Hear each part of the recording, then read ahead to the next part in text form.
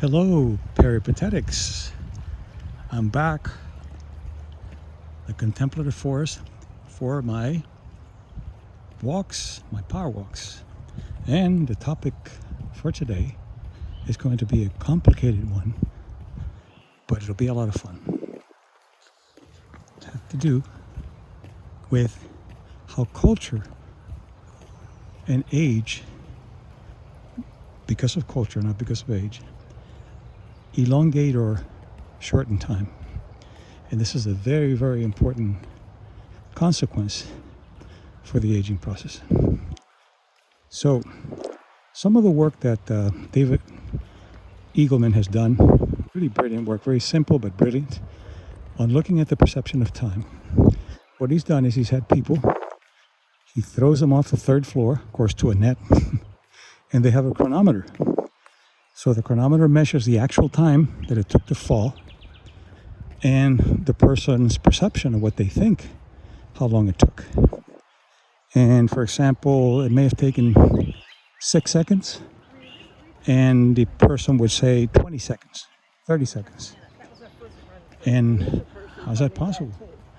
And what happens is that when the brain goes to an hyper alarm, when it goes into something that's alarming, and if you're free falling from a third floor, it's definitely alarming, it pays much more attention to what's going on, like segment by segment. And that attention that it gives the situation makes you feel, makes you believe or perceive that it took more time because more time was put into it. Not more time, but more attention was put into it. So it's very important. Now, centenarians, people who are 100 and over and healthy, the ones that I've studied, believe they have all the time in the world. And you think that time is flying because you'll ask them, what happened, when was the first time that you went for this kind of walk, for example? And they'll say, oh, this was about 2 years ago. And later you check and it was 10 years ago. Not because they're demented or because they have any neuropsychological problems, because they have a different way of perceiving time.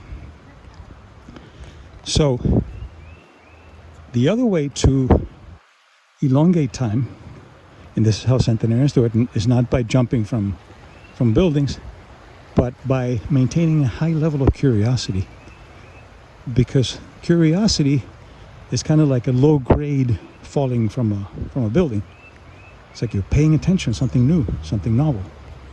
For example, your first 30 years, it feels like you have all the time in the world, and after that, time flies. And the reason is that the first 30 years are the first 30 years of what they call the first of everything. The first time you fall in love, the first time someone disappoints you, the first time you have sex, the first time you have children, your graduation, first. And that is a curiosity component that has attention, has novelty. But then, not because of age, but because of the cultural processing of age, you have less and less firsts. You've done it all, you've seen it all, and therefore your curiosity goes down. Then when your curiosity goes down, the perception of time shortens, and you think you don't have enough time. You think that you don't have enough time to do anything, or you don't have enough time to even live. And when you ask centenarians, for example, not only the past but the present, and you ask them, 101-year-old centenarian, ask them, so what are your plans for the future? I was thinking you'd say probably the next 2 weeks. Oh no, I'm planning to learn German. I'm starting this year, but in 3 or 4 years, I'll be fluent. That's the elongation of time, the perception. And what it does, it has an anti-aging effect. It has if you are into the urgent present, it's going to really do some damage. A lot of wear and tear because there's never enough time. So if you're in the urgent present, this is what you have to do. First, think of what I've said before about here comes the plane every time. All right, well, wait a second. Let the plane go by. There we go. So what you do is you use the mantra, that I've talked about, Don Quixote, what he would say to Sancho Panza when he was helping him with his armor. Dress me slowly, I'm in a hurry. That's the first thing you do. And second, you increase your curiosity. Look around, see what's new, what's novel, how to do things differently, new rituals. Anything that brings up your novelty learning, and there, by slowing down and dress me slowly, I'm in a hurry, and increasing your curiosity, voila, you have elongated your perception of time. Therefore, you go back into that serene present, and you have all the time in the world to live a full life. So remember, look at yourself and see if you're elongating or shortening time. And remember about the studies that I mentioned. Time is of the essence. You're the essence. It's not like time stops. I don't have any time. Time will tell. Time is just an affordance.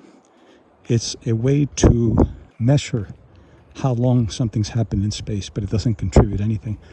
What is actually contributing to the problem is your perception of time, not time itself. So remember, curiosity goes up and the urgent present goes down. Enjoy.